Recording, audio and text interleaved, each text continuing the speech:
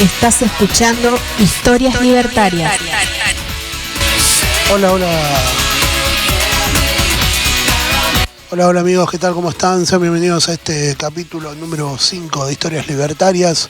Muchas gracias por estar ahí del otro lado acompañándonos en esta nueva misión. A aquellos que nos siguen a través de Orugas y Mariposas Radio Online, desde Casandra. También a aquellos que nos siguen desde la Conquista del Pan de Radio Diversidad y la aplicación Radios Libertarias. Esto es Historias Libertarias, programa número 5, la extensión de aquel documental realizado allá por el año 2012, 2013 más o menos.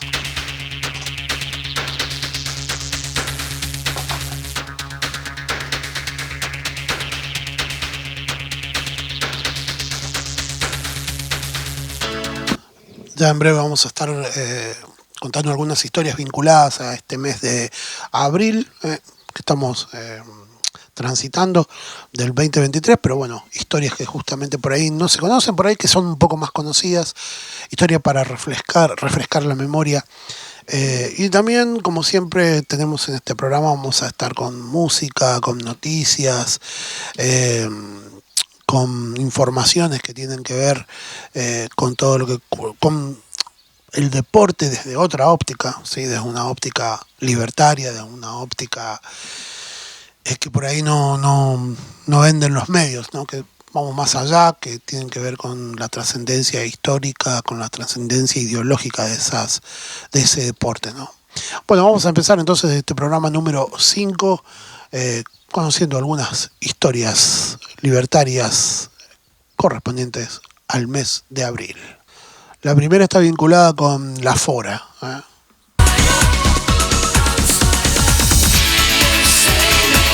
porque el 1 de abril de 1915 en Buenos Aires comienza el 9º Congreso de la Federación Obrera Regional.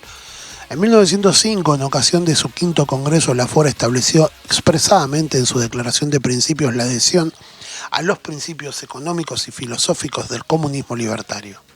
En 1915, el 9º Congreso de la Fora, con la mayoría de sindicalistas revolucionarios, deciden eliminar la declaración de principios de adhesión a la finalidad del comunismo anárquico. Este hecho produce la ruptura. A partir de entonces funcionarán dos federaciones separadas. La Fora del 5º Congreso anarquista y la Fora del 9º Congreso con reformistas, si se quiere, ¿no? La del 5º Congreso, por ejemplo, apoyaba, si bien no era de corte individualista, apoyaba, por ejemplo, a algunas acciones individualistas como la de Simón Radowisky, que asesinó al coronel Ramón Falcón, el represor del 1 de mayo de 1909. También apoyó los hechos de Kurt Gustav Wilke, que mató al coronel Héctor Varela en la venganza de los fusilamientos de la Patagonia. El sindicato más poderoso e influyente de la Fora del 9º Congreso era la Federación Obrera Marítima, que en 1922 esta Fora del 9º Congreso se fusionó con otros sindicatos para formar lo que se denominó Unión Sindical Argentina. Bueno, continuamos ahora, después de repasar este quiebre que sucedió justamente el 1 de abril de 1915, vamos a la siguiente historia. Esta historia que le acerco, que obviamente nosotros tomamos de la página de Anarco Efemérides, esta que les voy a traer es una historia reciente. Se trata de Johann Isambert. Murió el 2 de abril del 2020 en Créteil, una isla de Francia. Fue profesor y militante anarcosindicalista. Había nacido un 11 de mayo de 1988. Era hijo de Gerard Michel Nicolas Isambert, un pastelero y flor auxiliar de puericultura. Fue profesor de Historia y Geografía en el Instituto de Museux en la isla de Francia. Y gracias a su participación en las luchas en apoyo a los presos políticos vascos, conoció a militantes de la Confederación Nacional del Trabajo francesa y fue uno de los animadores del Sindicato de Trabajadores de Educación. Bueno, se está recordando el 2 de abril que falleció, y falleció justamente por COVID, ¿sí? Quizás sea uno de los primeros anarquistas o algunos de los anarquistas así reconocidos que murió por COVID en el 2020. Ahora lo que vamos a compartir es un escrito que encontramos justamente cuando estamos haciendo el programa de la conquista del pan, en la narcoresistencia, el segmento de narcoresistencia. Buscamos palabras alusivas o que tienen que ver con la postura del anarquismo con respecto a los sucesos del 2 de abril. Encontramos un texto que lo vamos a compartir ahora. www.anarquista.info es la página de donde sacamos.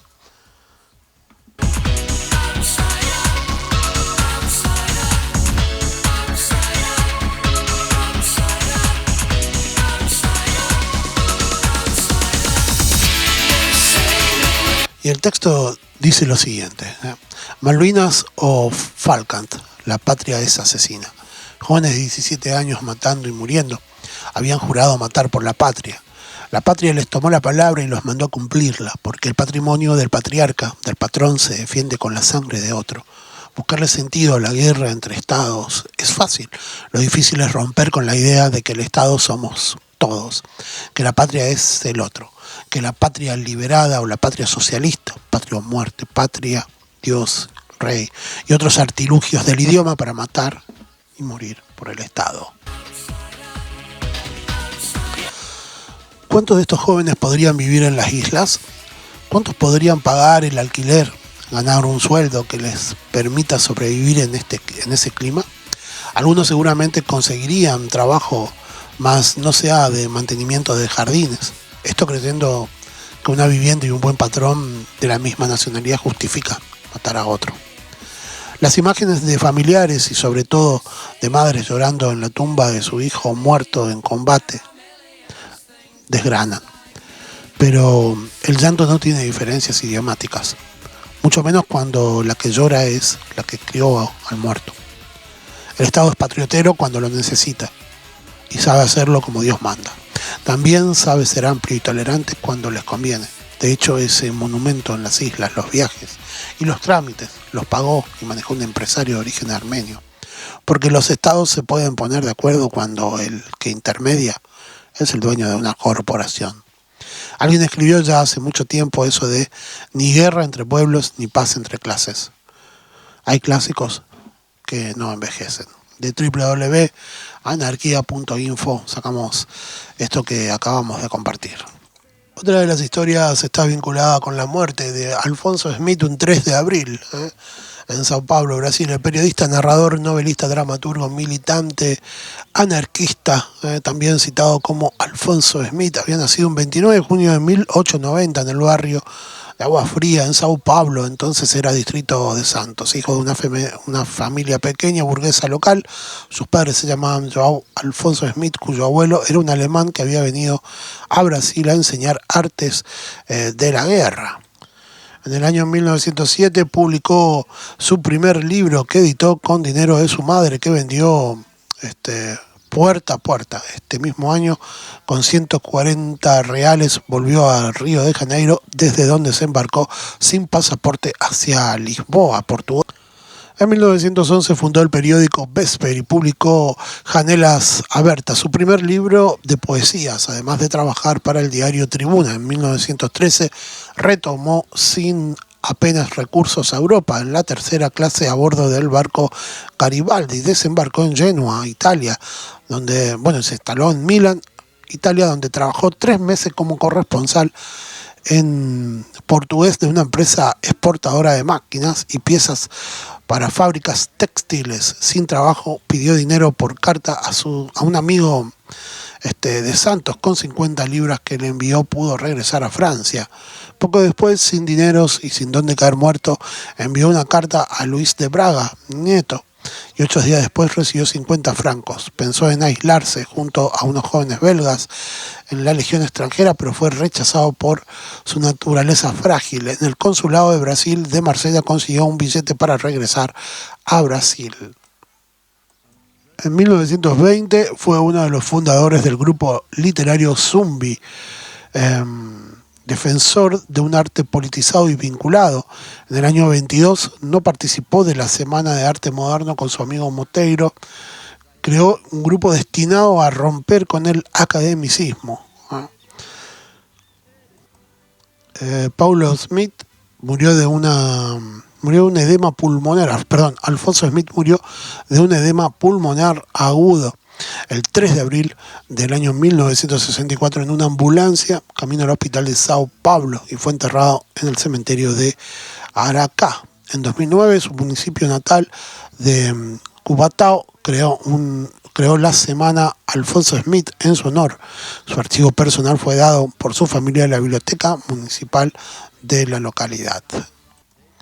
El 4 de abril del año 1894, en plena instrucción del proceso anarquista, Emil Henry explota una bomba escondida en un test colocado en el afeizar de una ventana del restaurante Fouillot de la calle Condé de París, en Francia, uno de los más elegantes y elitistas y burgueses de la capital gala. El escritor libertario Laurent Taillet, quien había dicho: lo de las víctimas no importa si el gesto es bello, en defensa del atentado con víctimas de Agut Bailand el 9 de diciembre de 1893, estaba casualmente y perdió el ojo derecho en la explosión.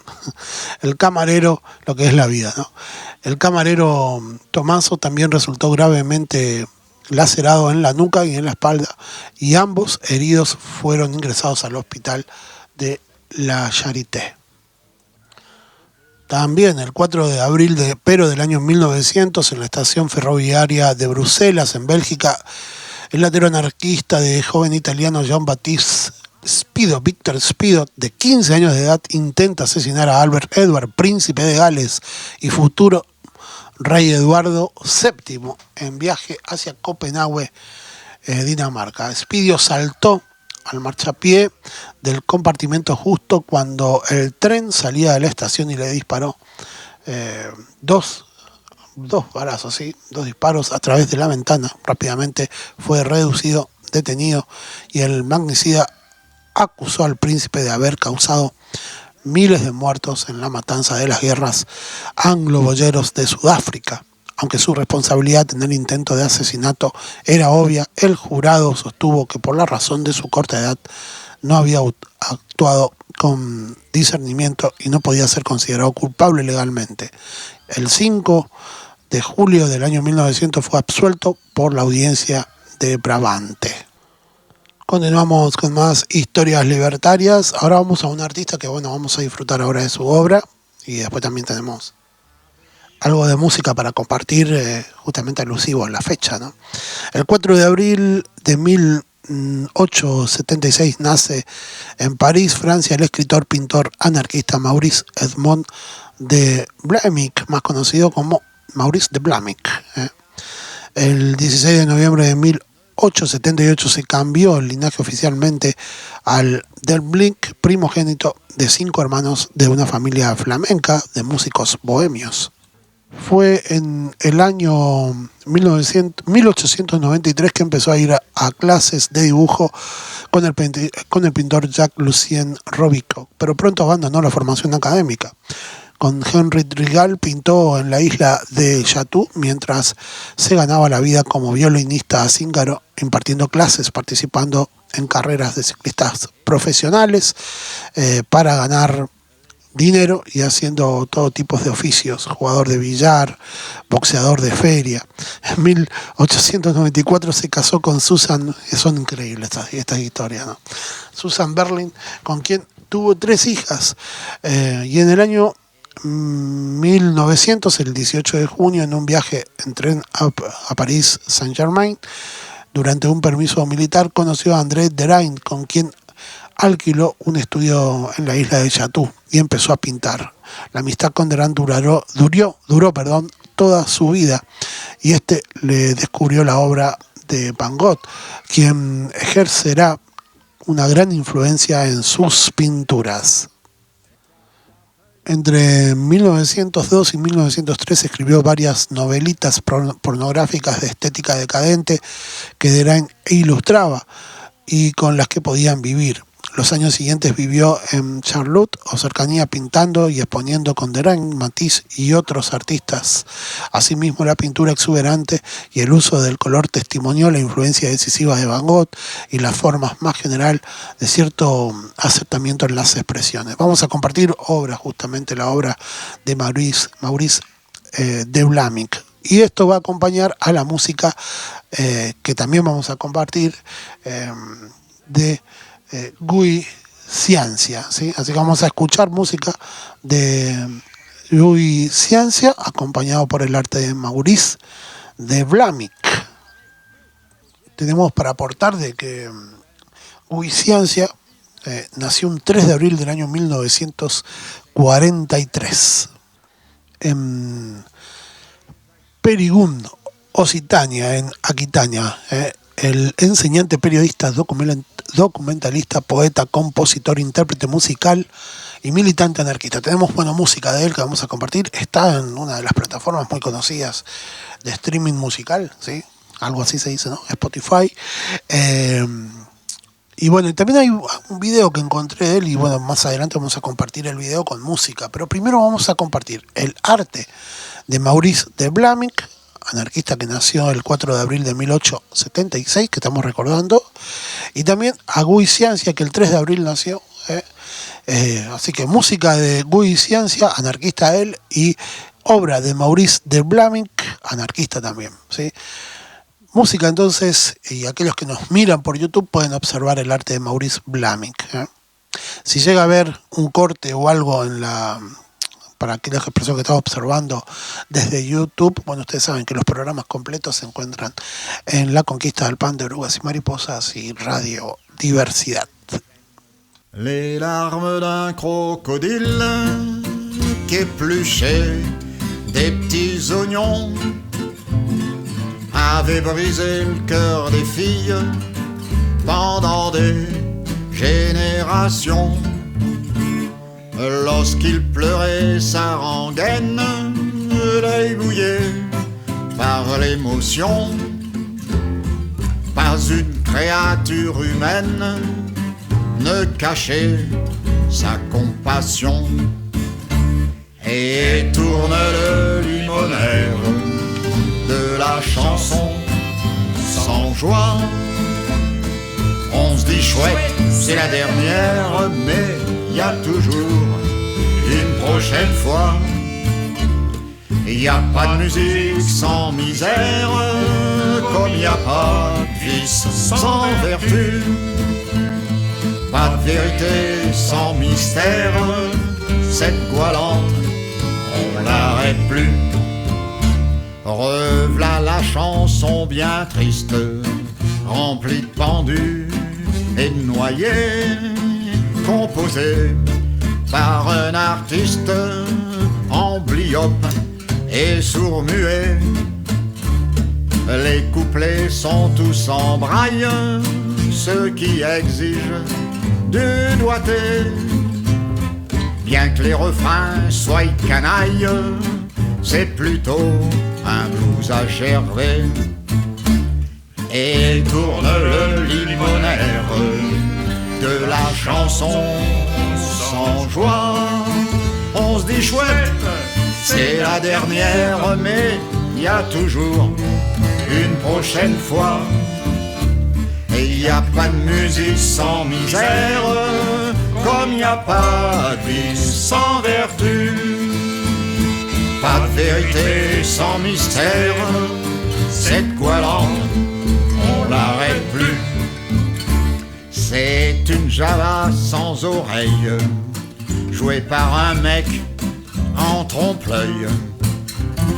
Un simple smicard de la feuille qui veut se faire un peu d'oseille. Sa mélodie est amère, on la troque contre un mégot. À un orphelin sans mère, dont le père s'est pendu dans le métro. Et tourne le limonaire de la chanson sans joie. On se dit chouette, c'est la dernière, mais y a toujours une prochaine fois. Et y a pas de musique sans misère, comme y a pas de vice sans vertu. Pas de vérité sans mystère, cette goualante, on l'arrête plus. Et quand on s'éponge les mirettes, y en a des qui pensent à tout et qui se partagent la galette. Le malheur, ça fait des sous. Un mouchoir pour chaque paupière, c'est une aubaine. Pour le business, la mistoufle, c'est une affaire.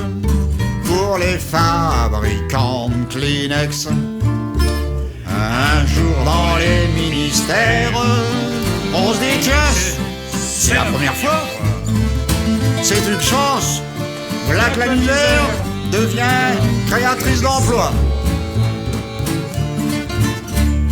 Poussé par les actionnaires, en échange de quelques voix, on en fait l'hymne au salaire de la fameuse chanson sans joie. Et tourne le limonaire, travailler, sombre destin, sans repos, faire et défaire, tout au long des jours sans pain. Vogue, vogue, la galère, y a toujours une prochaine fois. Telle est l'histoire sans mystère de la chanson sans joie. Descarga la aplicación Radios Libertarias desde Play Store y disfruta la programación de todas las radios libres. Continuamos en este quinto programa de Historias Libertarias.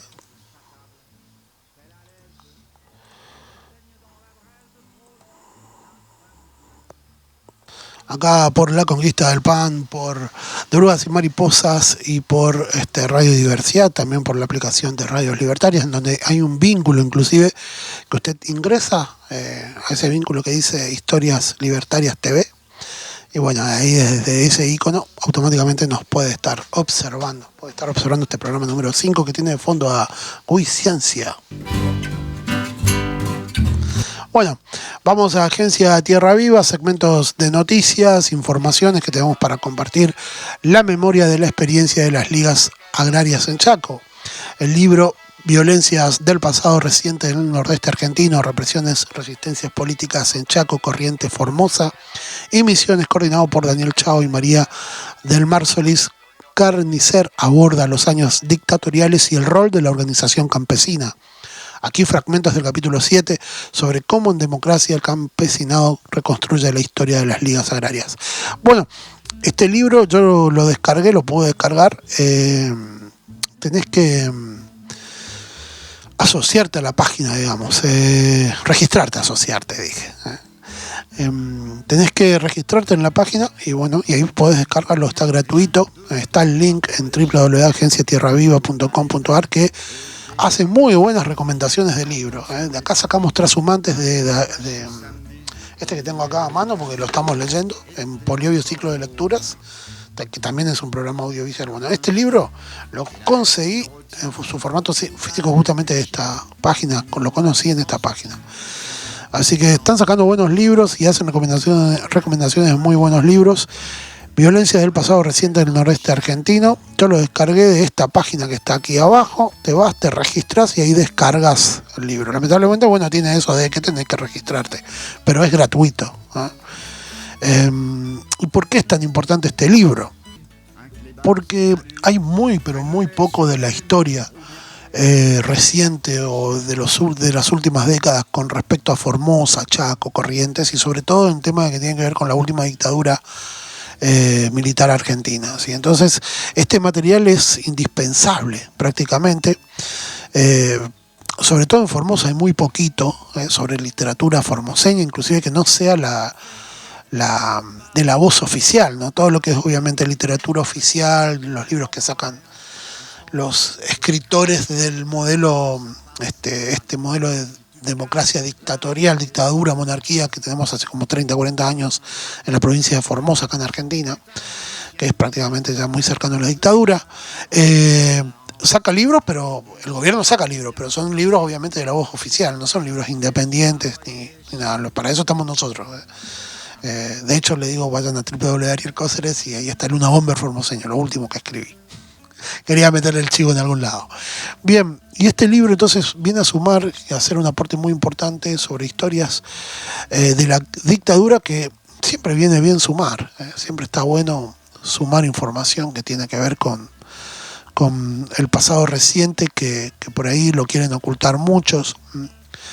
Sobre todo los políticos nefastos que tenemos, ¿no? Hay muchos políticos, el mismo dictador de Formosa dijo que hay gente que atenta contra la democracia, mientras que él está casi hace 40 años en el poder. Qué peor atentado a la democracia, supuestamente, que ese, ¿no? Y bueno, y también hay gente relacionada a la dictadura militar que trabaja con él, que está todavía hasta hoy en día, ¿no? Así que está muy bueno el librito, yo lo voy a difundir y lo voy a leer. Y bueno, y lo estoy difundiendo acá también para que, si ustedes los quieren descargar, un buen material de estos autores, Daniel Chao y María del Mar Solís, que son los coordinadores violencias del pasado reciente en el nordeste argentino, ¿sí? Conocido como el NEA. Y ahora sí, continuamos con más noticias que sacamos de agenciatierraviva.com.ar.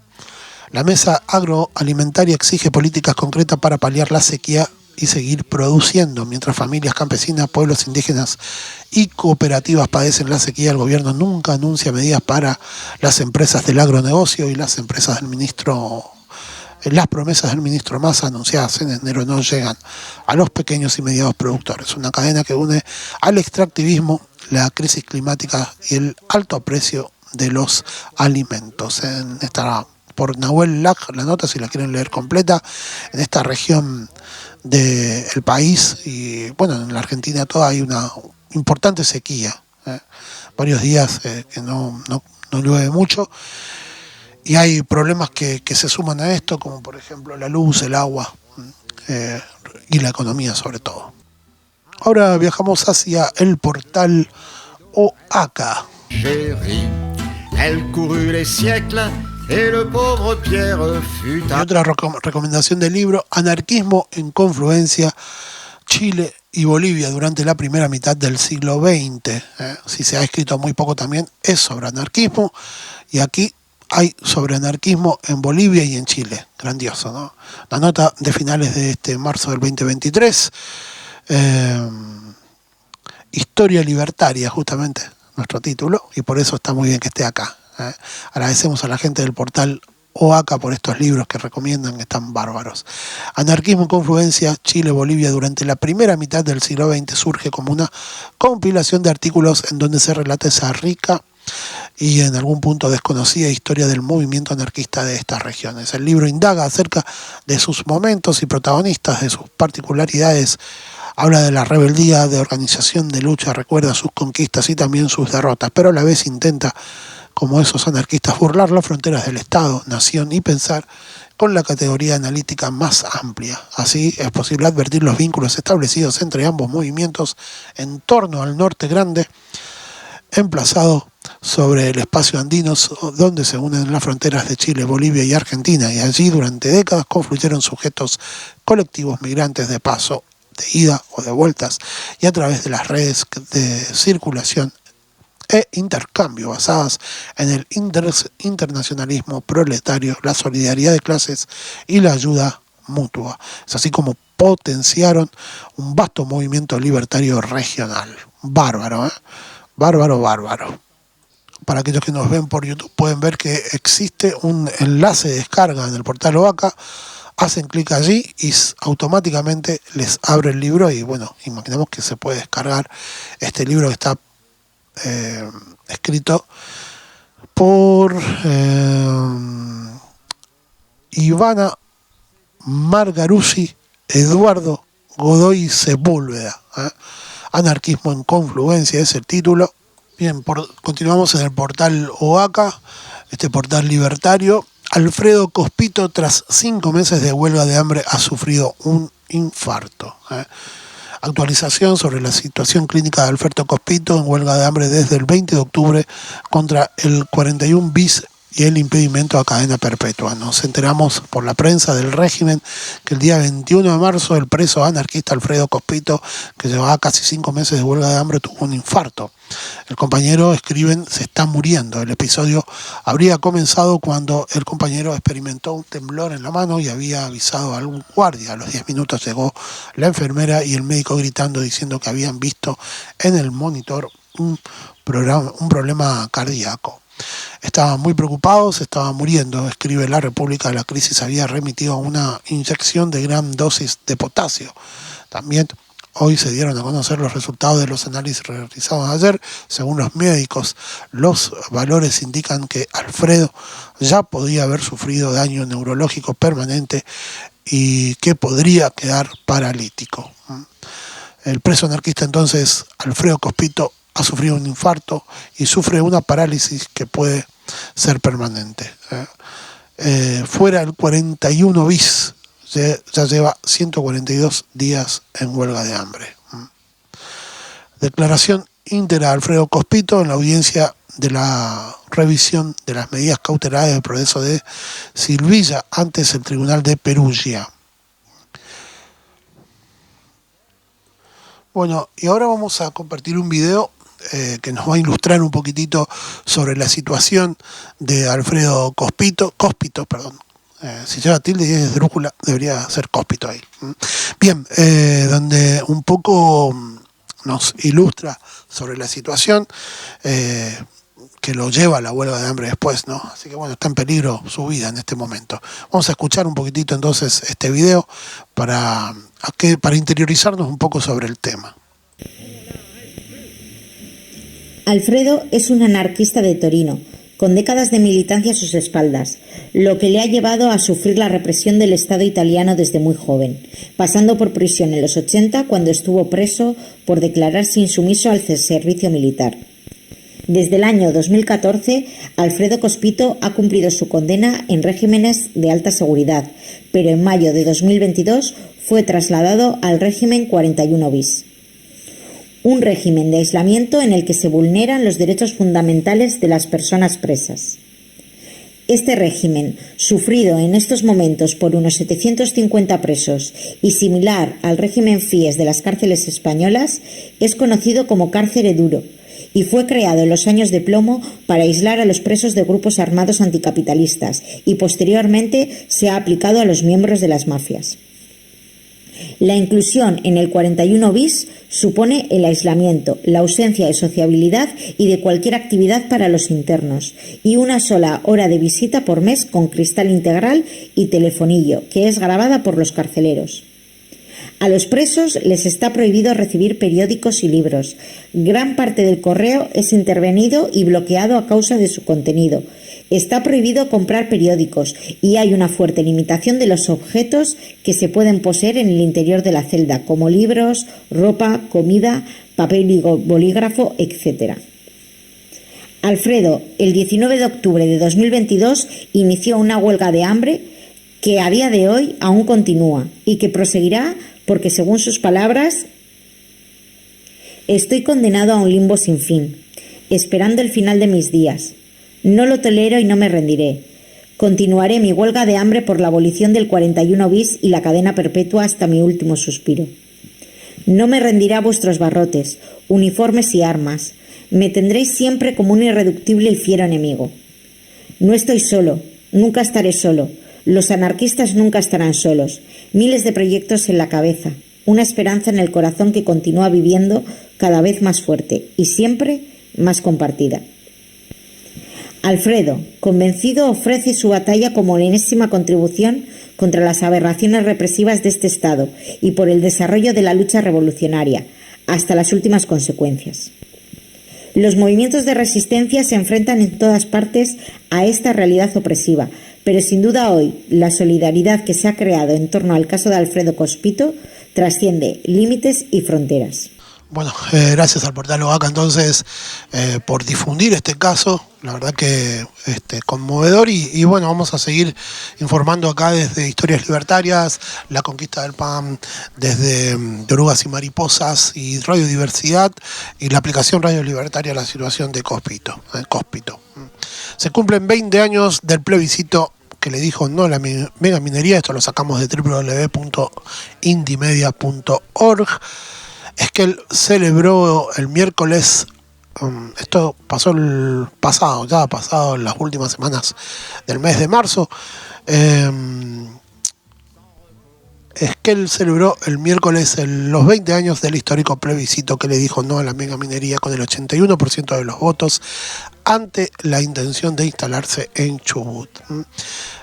Nora Morales de Cortiña, madre de Plaza de Mayo, línea fundadora, llegó a la ciudad y se refirió al rol que tuvo la sociedad para impedir la llegada de la actividad minera. Soy admiradora de lo que hizo en Chubut, los quiero y los amo. Acá se luchaba para ganar y se ganó, dijo Nora Cortiña. Así que bueno, vamos a escuchar fragmentos del audio que lo sacamos del reporte de Dante Lobos desde Esquel, Chubut, en una entrevista justamente a Nora Morales de Cortiña. Dejando a su paso una serie de definiciones y acciones sobre distintas problemáticas actuales. En principio, escuchamos a la referente de los derechos humanos referirse al digno pueblo de Chubut, que desde hace 2 décadas viene rechazando a las corporaciones mineras y sus cómplices políticos. Yo estoy admirada de lo que se hizo acá en Chubut. Yo estoy admirada, los quiero, los amo, porque no creímos, cuando estábamos tan lejos en Buenos Aires, que acá se luchaba para ganar, y se ganó. Entonces los admiro y digo, qué pueblo valiente, digno. Bueno, pero ¿qué pasa? Después cuando veo que hay que seguir luchando, que no pueden bajar los brazos un día, que tenemos que estar en la calle otra vez y que tenemos que seguir haciendo esfuerzos para no perder lo ganado.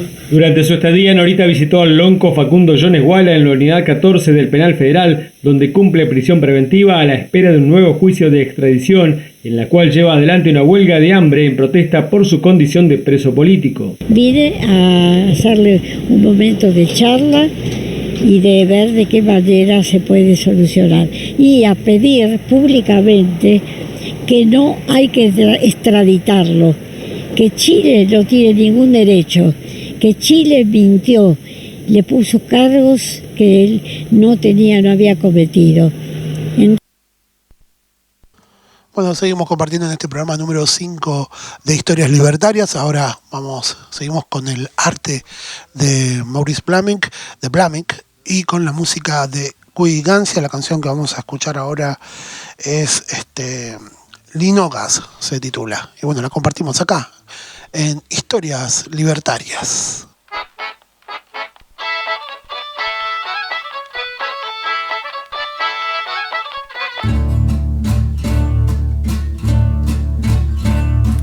À Limoges, les Mogènes, je m'y loge dans la neige. Un jugeant je m'emmène, sonne l'heure, vienne la nuit. Dans leur vage de limousine passent les bénédictines. Cornet au vent, race bovine, le train-train, le pis-aller. C'est Noël dans les pagodes, on fait clignoter les diodes. Et des émirs à la mode font rimer les mailles des mots. Le givre lèche les vitres, on sert le vin rouge au litre. À l'évêque dont la mitre coiffe le chef éméché. À Limoges, les Mogènes, dans de vieilles porcelaines, les gens de la Haute-Vienne mettre un pied dans le même sabot.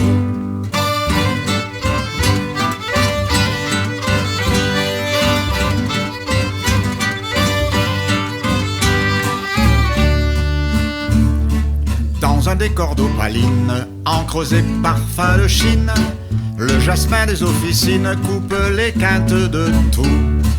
On blanchit dans la farine les oignons qu'on fera frire. Résonnent des enfantines pour effrayer les charroux. À l'image des rois mages, défilent prêteurs à gages dans les prêtristes présages d'intraitables endettés. Le bœuf rumine à l'étable, on répand au sol du sable ou du sel pour les notables qu'on surprend à patiner. À Limoges, les Mogènes, dans de vieilles porcelaines, les gens de la Haute-Vienne mettent un pied dans le même sabot.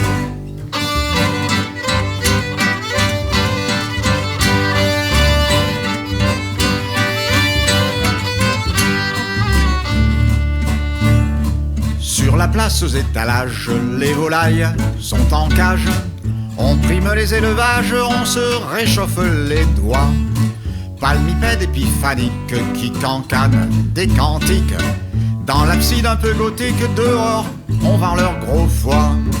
Au moulin de Tournepiche, on moule le grain pour les riches. Sous la barbe d'un derviche qui compte l'argent du beurre. Le matin monte la pente, redingote grave et lente. Sans souci pour la descente, vienne la nuit, sonne l'heure. À Limoges, les Mogènes, dans de vieilles porcelaines, les gens de la Haute-Vienne mettent un pied dans le même sabot.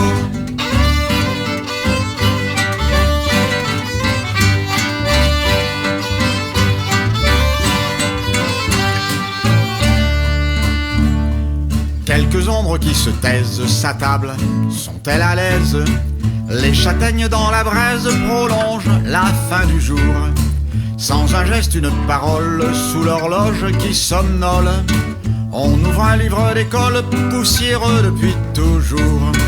Les noix bien sèches qu'on casse, calées sur des chaises basses. Quand les femmes rapetassent les fonds de culottes usées.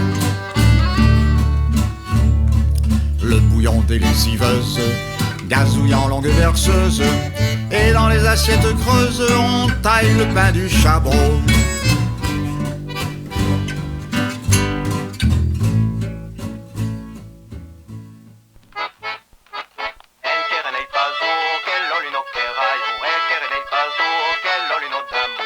Ingresá a Play Store y busca la aplicación de Radio Diversidad. Podés escuchar la radio en vivo, tus programas favoritos y descargarlos para cuando lo desees. Ahí compartíamos la música de Cuy Ciencia, otra de sus canciones. Ahora te vamos a contar cómo querías escucharnos, cómo conseguir la aplicación de Radio Diversidad. Por ejemplo, está en Play Store. ¿Sí? Ingresás a Play Store y automáticamente puedes descargar la aplicación de Radios Libertarias. También se encuentra en Play Store la aplicación de Radios Libertarias. De Radio Diversidad puedes descargar en Play Store y de Radios Libertarias también. Ahí están también las radios amigas, como La Conquista del Pan, Radio Tempo. Me encanta Radio Tempo. Cuando tengo problemas para dormir, escucho Radio Tempo y bueno, viste que te vienen imágenes, escuchás canciones de los años 70, 80 y te vienen imágenes nostálgicas automáticamente. Bueno, de Orugas y Mariposas, Radio Diversidad, Puiqué, bueno, varias radios, ¿no? Que están ahí. La Colectiva, Alegría Literaria, Libertaria, con todos los podcasts que tienen, ¿no? También estamos en programas envasados para radio, ¿sí? Difusión y descarga libre sin fines de lucro.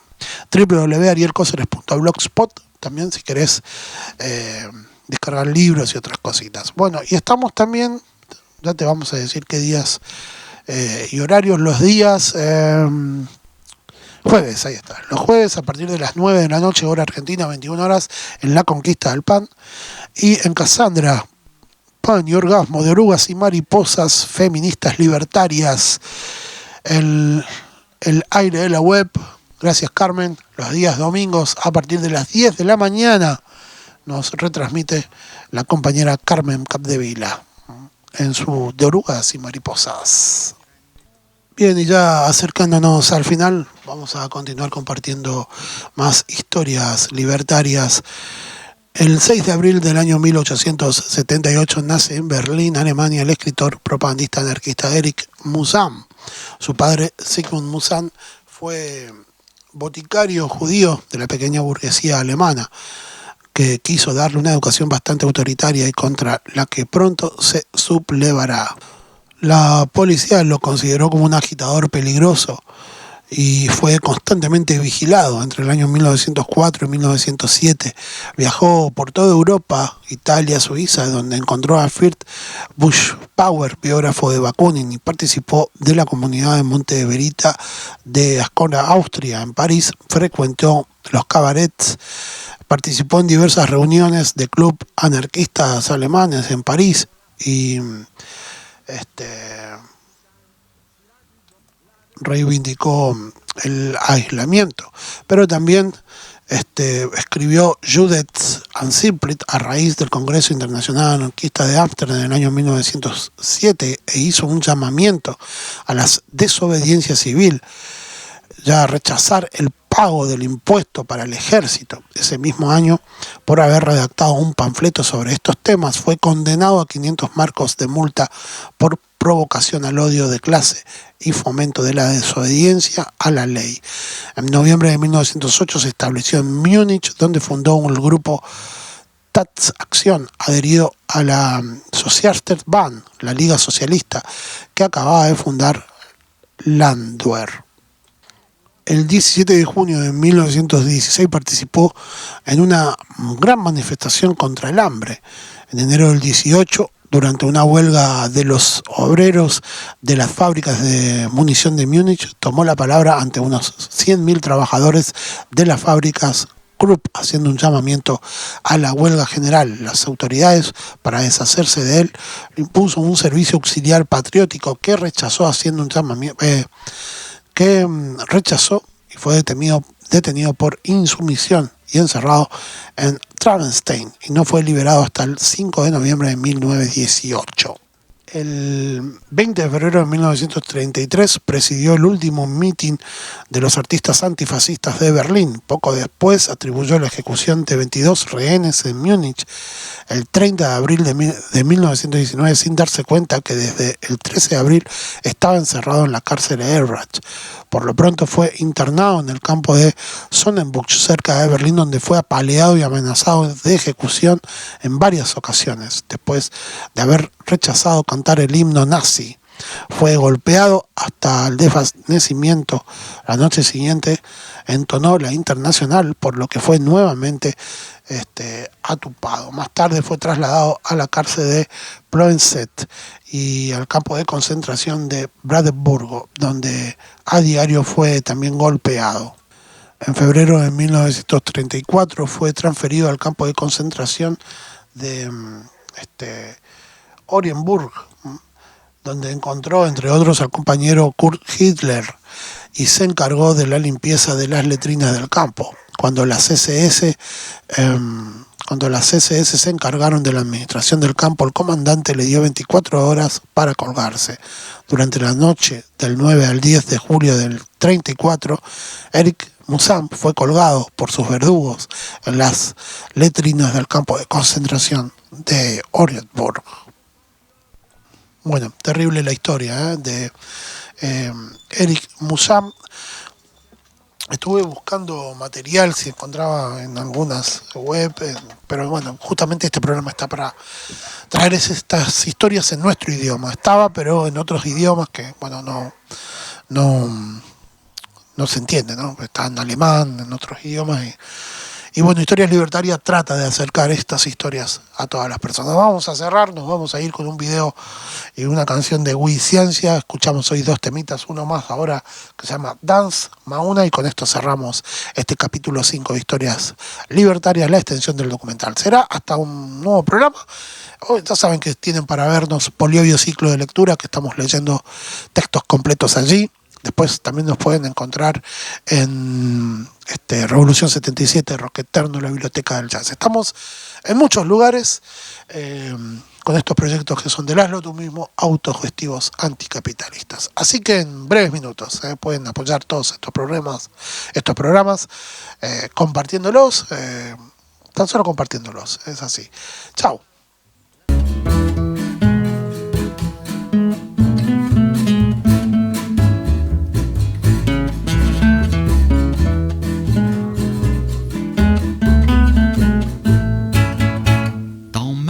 Il n'y a rien de trottoir pour les chiens, un mégot mal éteint et des quarts d'heure sans fin.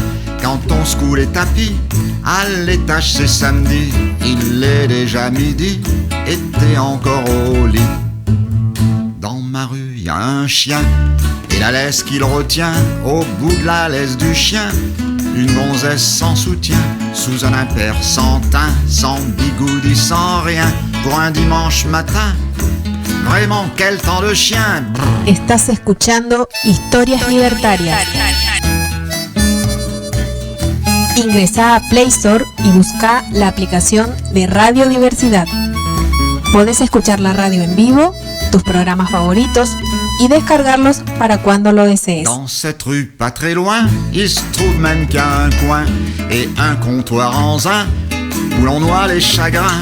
Le patron n'est pas chien, tant mieux pour les voisins. Si tu t'appelles reviens, moi je t'attends jusqu'à demain. Dans cette rue, il n'y a rien qu'un couscous au gratin, qu'un verre à demi plein, qu'une sauce à l'oignon frit, un clébard sans allure traîne le nez sur les murs, ou bien les roues de voiture. Les chiens ont la vie dure.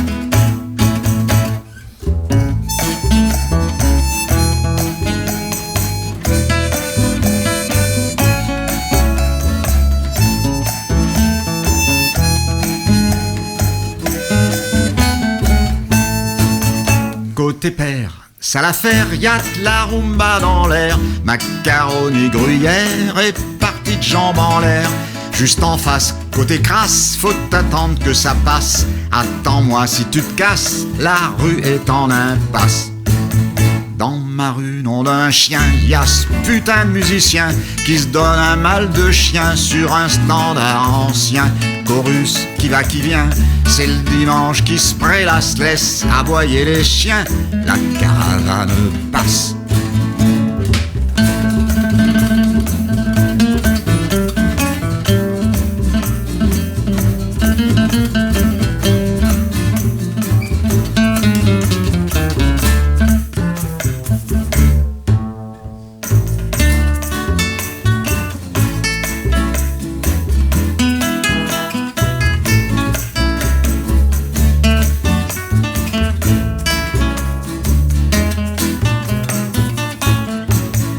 À minuit, quand s'éteint la télé du voisin, dans ma rue plus un chien, on est déjà demain.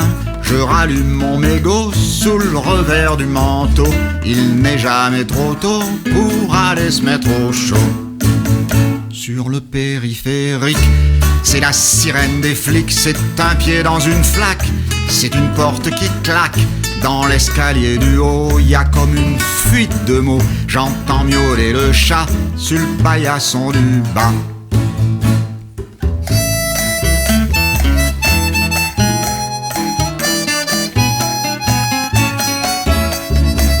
Estás escuchando Historias Libertarias.